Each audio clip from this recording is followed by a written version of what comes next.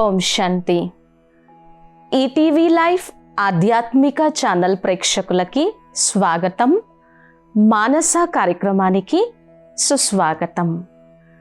ఈరోజు మనం ప్రస్తుత వర్తమాన సమయంలో మన జీవితంలో వస్తున్నటువంటి లేదా మనం ఎదుర్కొంటున్నటువంటి అనేక రకాల సమస్యలను కానీ, సవాళ్ళని కానీ, ఛాలెంజెస్ని కానీ మనం ధైర్యంగా ఒక స్థిత ప్రజ్ఞావస్థతో ఎదుర్కొని నిలబడగలగడానికి మనకి ఈ శ్రీమద్ భగవద్గీత జ్ఞానము ఎంతవరకు ఉపయోగపడుతుంది అనే విషయం గురించి తెలుసుకున్నాము.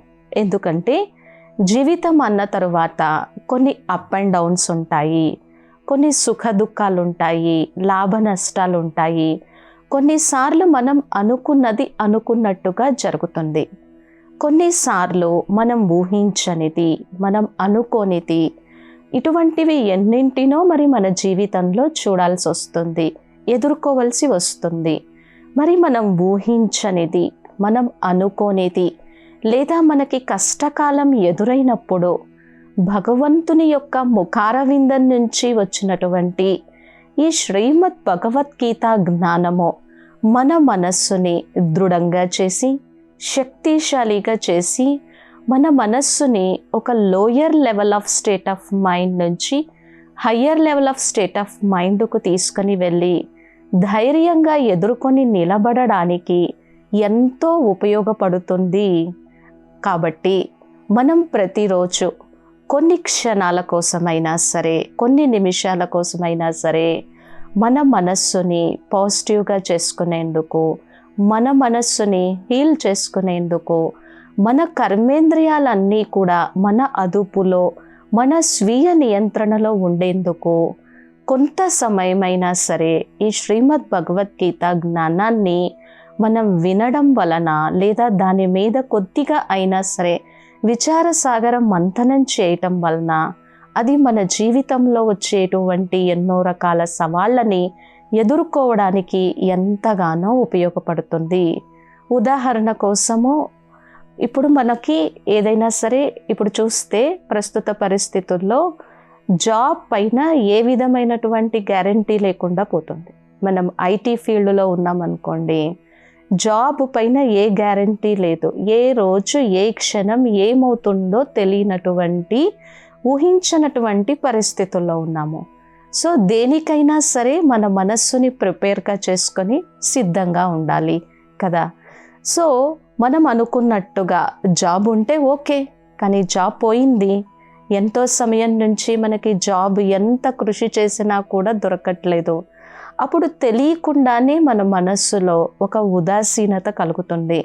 మరి నా జీవితంలో వచ్చేటువంటి బాధ్యతలను నేను ఎలా సంభాళించాలి అనేటువంటి ఒక ఆలోచన కలుగుతుంది. అప్పుడు మనస్సు ఏమైపోతుంది? నిర్వీర్యం అయిపోతుంది, శక్తిహీనంగా అయిపోతుంది కదా. సో మరి అటువంటి సమయంలో మన మనస్సుని మనమే ఊరట చేసుకొని ఆ నెగటివ్ విషియస్ సైకిల్ నుంచి, లేదు నాకు ఇంతకంటే మంచి జాబ్ వస్తుంది, నేను చక్కటి స్థిత ప్రజ్ఞావస్థలో ఉండగలను అని మనలో ఉన్నటువంటి టాలెంట్స్ని కానీ, క్యాపబిలిటీస్ని కానీ ఒక రైట్ పాయింట్ ఆఫ్ వ్యూలో ఉపయోగించాలి. మన మనస్సుని మరలా తిరిగి కార్యోన్ముఖంగా చేయాలి అని అంటే శ్రీమద్ భగవద్గీతలో భగవంతుడు మనకి బోధిస్తున్నటువంటిది, ఎలాంటి సందర్భం అయినా సరే, ఏ విధమైనటువంటి ప్రతికూల పరిస్థితి ఉన్నా సరే నీలో ఉన్నటువంటి ధైర్యాన్ని, ఉమంగ ఉత్సాహాన్ని, నేను చేయగలను, నేను సాధించగలను అనేటువంటి ఆత్మవిశ్వాసాన్ని, ఆ స్థిత ప్రజ్ఞావస్థని ఎప్పుడూ కోల్పోకు. భగవంతుడు నీకు సదా తోడుగా ఉన్నారు అనేటువంటి నిశ్చయ బుద్ధితో నువ్వు ముందుకు వెళ్ళు. అదే మనకి 2వ అధ్యాయంలో నీ పిరికితనాన్ని, నీ భయాన్ని, నేను చెయ్యలేను అనేటువంటి ఈ బ్లైండ్ ఫెయిత్ని పక్కన పెట్టి లేచి నిలబడి కార్యోన్ముఖుడివి కా అని చెప్పటం అవుతుంది. అదే క్లైబ్యం మాస్మగమ పార్థ నైతత్య ఉపపద్యతే క్షుద్రం హృదయ దౌర్బల్యం త్వక్తోతిష్ట పరంతప. క్లైబ్యం మాస్మగమ పార్ధనైతత్య ఉపపత్యతే. నేను ఇది చెయ్యలేను, నేను అసమర్థుణ్ణి, నా వల్ల కాదు, ఇన్ని సమస్యలున్నప్పుడు నేనేం చేయగలను, తప్పించుకొని వెళ్ళలేను, ఇటువంటి పిరికితనాన్నంతటినీ కూడా పక్కన పెట్టి నువ్వు ఒక మహావీర్, నువ్వు ఒక శ్రేష్ఠ స్వరూపానివి, నీవు భగవంతుని యొక్క సంతానానివి అనేటువంటి పాజిటివ్ బిలీఫ్లోకి వచ్చి క్షుద్రం హృదయ దౌర్బల్యం త్వక్తోతిష్ట పరంతప, నువ్వు ముందుకు వెళ్ళి కార్యం సాధించడానికి అనుకూలమైనటువంటి మనోస్థితిని కలిగి ఉండడానికి ఏదైతే నీకు విఘ్నంగా మారుతుందో, ఏదైతే నీ మానసిక బలహీనత ఉందో దాన్ని పక్కన పెట్టు, లేచి నిలబడు, కార్యోన్ముఖుడివిగా, ధైర్యశాలివిగా, ఉమంగ ఉత్సాహంతో స్థితప్రజ్ఞావస్థలో ముందుకు వెళ్ళు. క్షుద్రం హృదయ దౌర్బల్యం, నీ మనస్సుని, నీ హృదయాన్ని, నీ చైతన్యమైనటువంటి దివ్య బుద్ధిని ఏదైతే పట్టి పీడిస్తుందో దాన్ని పక్కన పెట్టి లేచి నిలబడు అని భగవంతుడే స్వయంగా అర్జునుణ్ణి కార్యోన్ముఖుణ్ణి చేసి ఆ సంగ్రామంలో విజయం పొందడానికి కావలసినటువంటి భూమికను, జ్ఞానాన్ని, ఆ బుద్ధి యొక్క ప్రచోదనాన్ని కల్పించటమైంది. అయితే ఇక్కడ మనం బాగా గుర్తుపెట్టుకోవలసింది, బాగా అర్థం చేసుకోవలసింది, మన అనుభవంలోకి తీసుకురావాల్సిన విషయం ఏంటంటే, ఏదో కురుక్షేత్ర సంగ్రామము, ఎప్పుడో ఆ యుద్ధం జరిగిపోయింది, అది కేవలం అర్జునుడికి మాత్రమే వినిపించటం అయినది అన్న విషయాన్ని మనం పక్కన పెట్టాలి. ఆ ఆలోచనలో, ఆ స్మృతిలో ఉండొద్దు. ఎందుకంటే కురుక్షేత్ర సంగ్రామము అనేది అంటే ఈ సవాళ్ళు, ఈ ఆటుపోట్లు, ఈ కష్టాలు, ఈ సమస్యలు, ఇవి ఎప్పుడూ మన నిత్య జీవితంలో ప్రతి ఒక్కరూ ఎదుర్కోవలసి ఉంటుంది, ప్రతి ఒక్కరికి ఉంటూనే ఉంటాయి. అర్జునుడు అంటే భగవంతుడు అర్జునుడిని నిమిత్తంగా చేసి మొత్తం సృష్టి యొక్క మానవ విశ్వ కళ్యాణానికి బోధించినటువంటి జీవన గీత, అది మన భాగ్యాన్ని నిర్మాణం చేసేటువంటి గీత. అటువంటి జ్ఞాన బోధ అనేటువంటి విషయాన్ని మనం అర్థం చేసుకోవాలి. నాకే బోధిస్తున్నారు, నాకే వినిపిస్తున్నారు, నన్నే కార్యోన్ముఖులిగా చేస్తున్నారు, నన్నే చైతన్యంగా చేస్తున్నారు, ఇది నాకే వినిపిస్తున్నటువంటి జ్ఞానము. నన్ను ఎన్లైటన్ చేసేందుకు, నన్ను కార్యోన్ముఖంగా చేసేందుకు, ఇటువంటి సమస్యలన్నింటిని ఎన్ని వచ్చినా కానీ వాటిని ఉన్నతి కళలోకి భావించి, వాటిని మెట్లుగా భావించి ఉన్నత శిఖరం అధిరోహించటానికి పరమాత్ముడే ఈ సంగ్రామంలో, ఈ జీవన సంఘర్షణలో నాకు బోధిస్తున్నటువంటి, నాకు నేర్పిస్తున్నటువంటి జ్ఞానము, నా మనస్సుని, నా బుద్ధిని, నా కర్మేంద్రియాలని చైతన్యంగా చేసేటువంటి ఒక హయ్యెస్ట్ ఎలివేటెడ్ సెల్ఫ్ నాలెడ్జ్ అని మనం ఎప్పుడైతే అనుకుంటామో అప్పుడే ఇది మనకి ఉపయోగపడుతుంది. అలాగే ఇది ఏదో కేవలం ఒక పుస్తకం కాదు, జీవన సంఘర్షణలను ఎదుర్కోవడానికి ఉపయోగపడేటువంటి ఒక చక్కటి గీతా జ్ఞానము అని మనం ఎప్పుడైతే అర్థం చేసుకుంటామో మన జీవితంలో వచ్చేటువంటి ఆందోళనలకి కానీ సంఘర్షణలకి కానీ మనం ఫుల్ స్టాప్ పెట్టగలం. లేకపోతే మన మనస్సు బలహీనంగా ఉండటం వలన ఏమవుతుంది, మనస్సులో అదే రిపీటెడ్ నెగటివ్ థింకింగ్ అనేది కలుగుతుంది.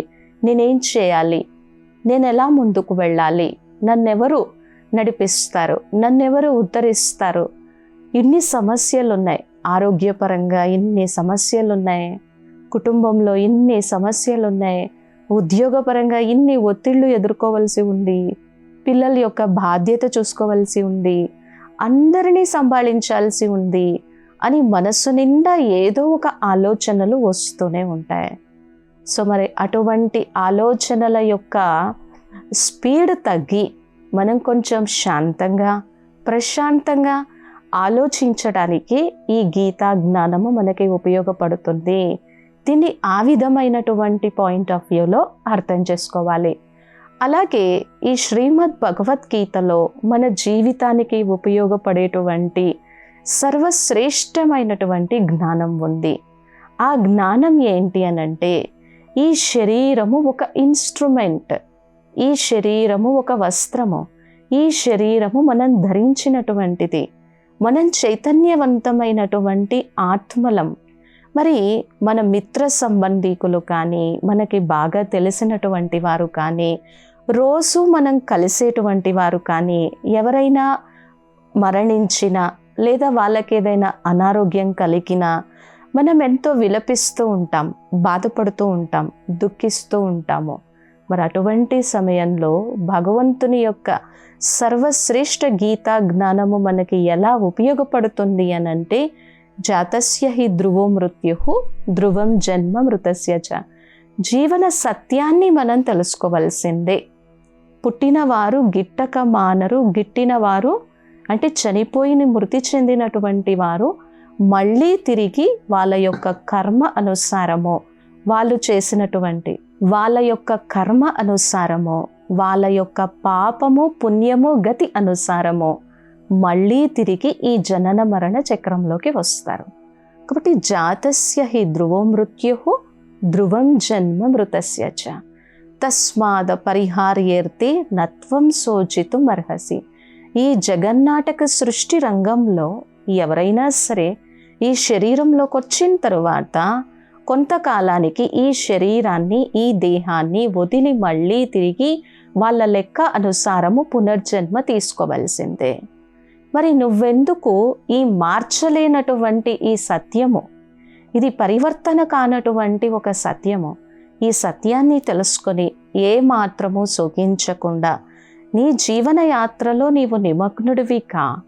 ఎవరైతే శరీరం వదిలి వెళ్ళిపోయారో వారి పట్ల చేయాల్సినటువంటి బాధ్యతని నీవు నిర్వర్తించు. సో ఇటువంటివన్నీ కూడా మనం ఒక్కసారి తెలుసుకున్నప్పుడు, గుర్తించినప్పుడు ఎక్కువగా బాధపడకుండా, శోకించకుండా ఇది జీవన సత్యం, దీన్ని స్వీకరించాల్సిందే అనేటువంటి విషయం మనకు అర్థమవుతుంది. అలాగే కొన్నిసార్లు ఏమవుతుంది, మనకి ఏదైనా శారీరక అనారోగ్యం కలిగింది. సో ఆ శారీరక అనారోగ్యం కలిగినప్పుడు, ఆరోగ్యం బాగలేనప్పుడు ఎవరికైనా సరే ఎంతో బాధ కలుగుతుంది, దుఃఖం కలుగుతుంది కదా.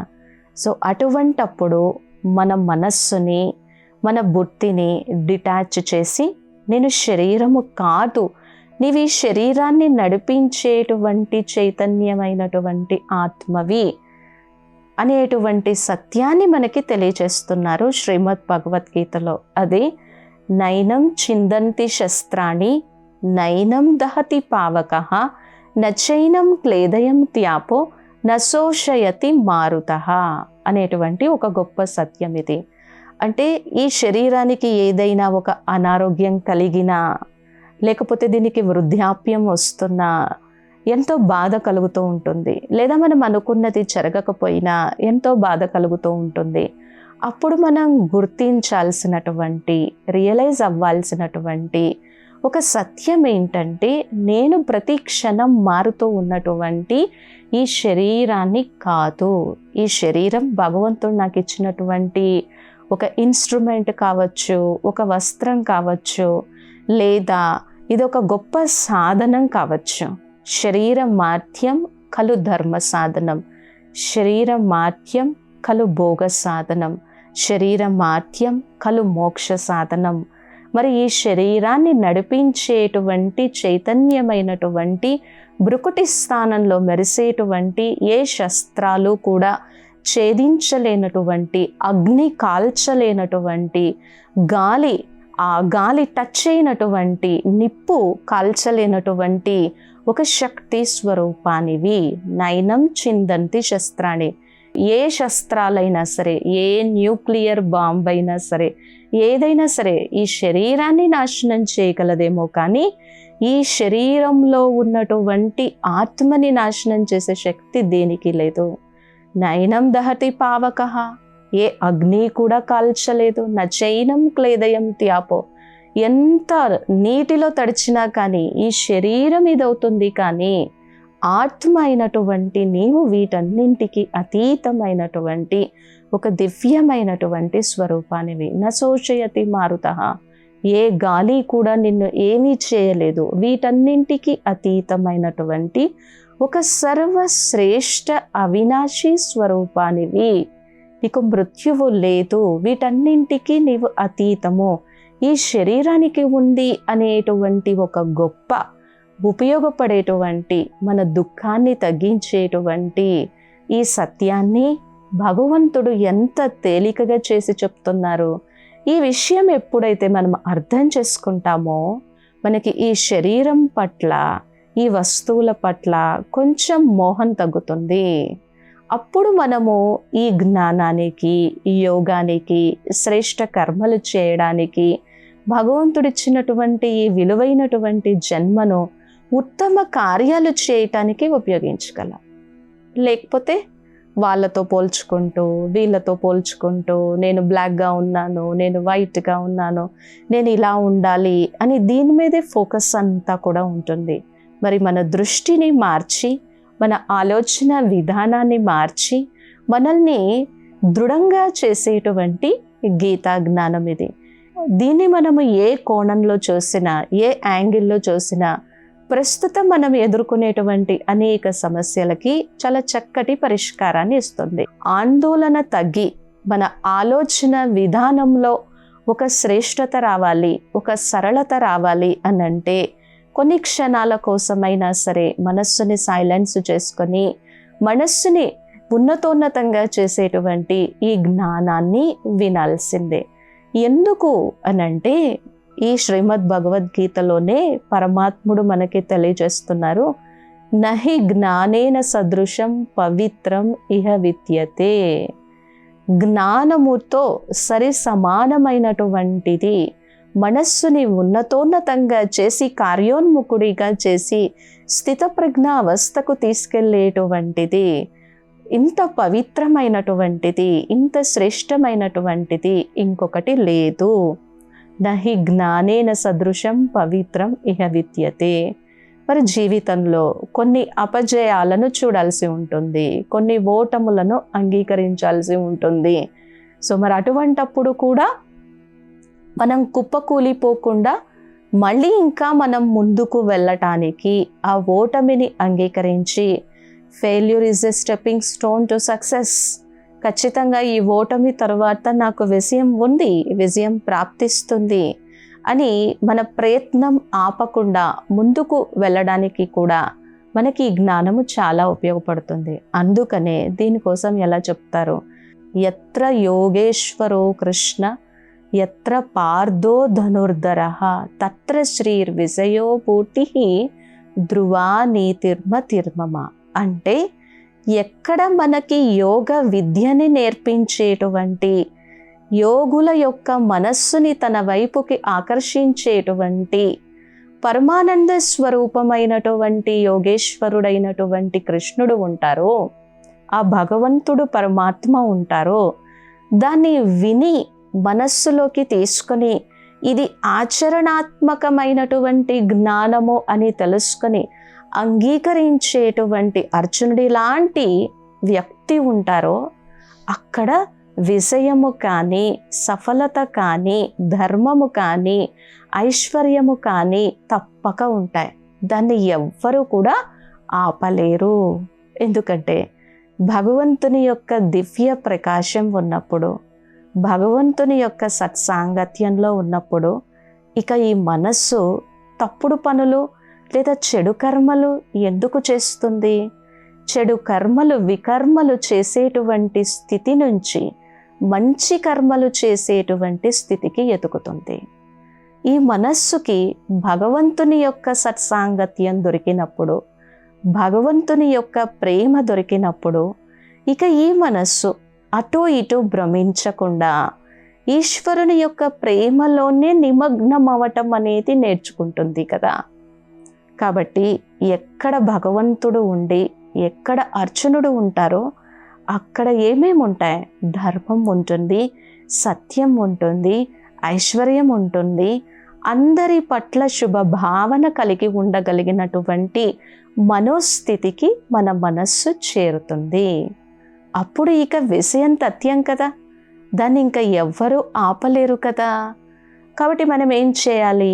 ఏ పని చేస్తున్నా, ఏ కార్యం చేస్తున్నా, అంటే మనం ఇంట్లో నుంచి బయటికి వెళ్తున్నా, అది వ్యాపార వృత్తి నిర్వహణ కావచ్చు, లేదా ఆరోగ్య సమస్యల రీత్యా మనం హాస్పిటల్కి వెళ్ళటం కావచ్చు, లేదా మనం కంపెనీకి వెళ్ళటం కావచ్చు, ఎక్కడికి వెళ్తున్నా సరే మన భారతీయ సనాతన ధర్మంలో ఒక చక్కని ఆచారం ఉంది.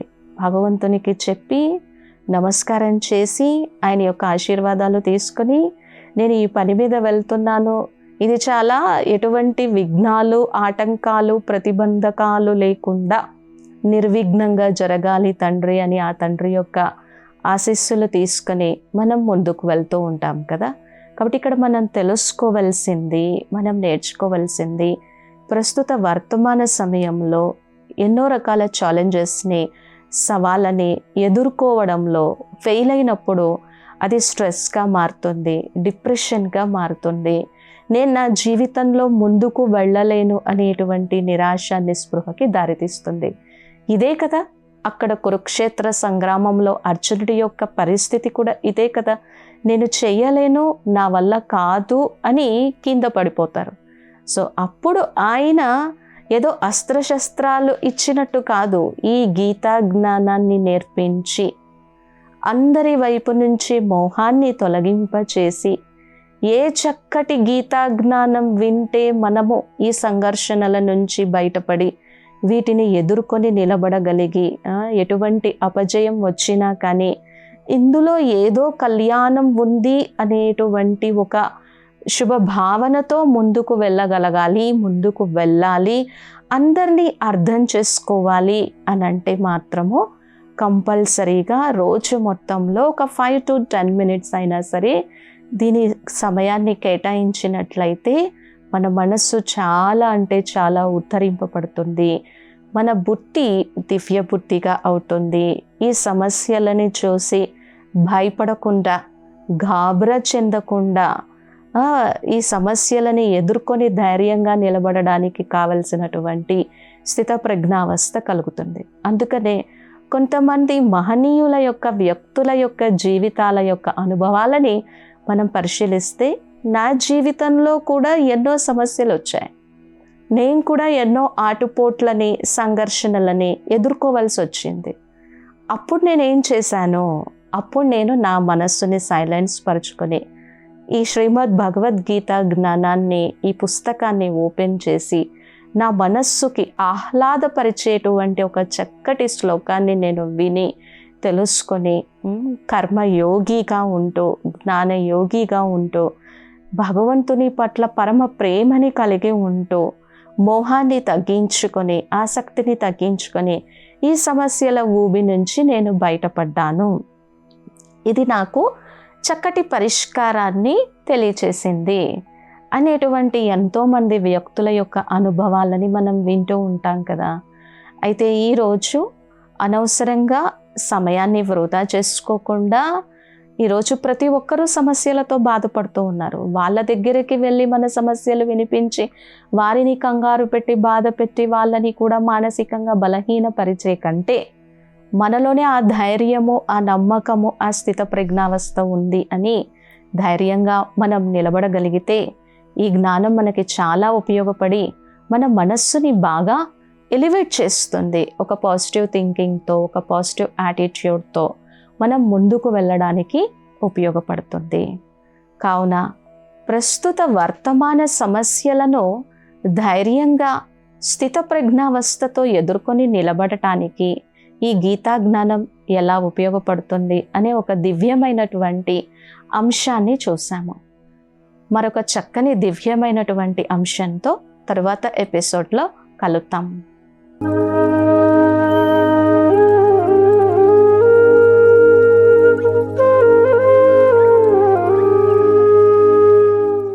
ఈ కార్యక్రమాన్ని తిరిగి చూడాలనుకుంటే www.youtube.com/@ETV Life Spiritual లో చూడవచ్చు.